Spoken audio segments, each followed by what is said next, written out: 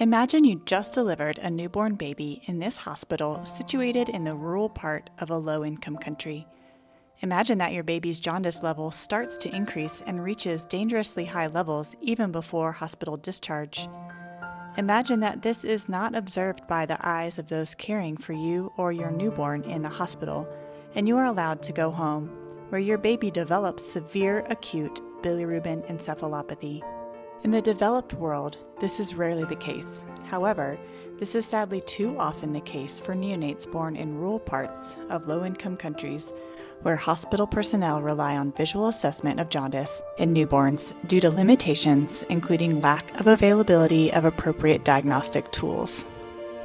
In low-income settings, several factors contribute to the high incidence of severe neonatal jaundice, including the lack of essential screening tools. Screening for neonatal jaundice allows for early detection and timely intervention, which is critical in preventing severe complications. Implementing affordable and effective screening tools, along with educational initiatives, can significantly improve neonatal outcomes in these settings. Hi, I'm Dr. Jen Harling, and for the past 5 years, I have been a full-time volunteer pediatrician in Burundi, one of the poorest countries in the world. While there are some hospitals in major cities who are able to perform jaundice screening tests, that does not account for the 85% of people living in the non-urbanized parts of the country where lab equipment and personnel are lacking.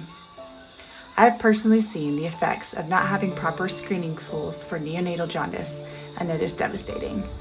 My hope for such vulnerable neonates is to have simple, affordable bilirubin screening tool that could potentially change the way we screen for neonatal jaundice in low-resource settings in low-income countries. Thank you for listening to this video.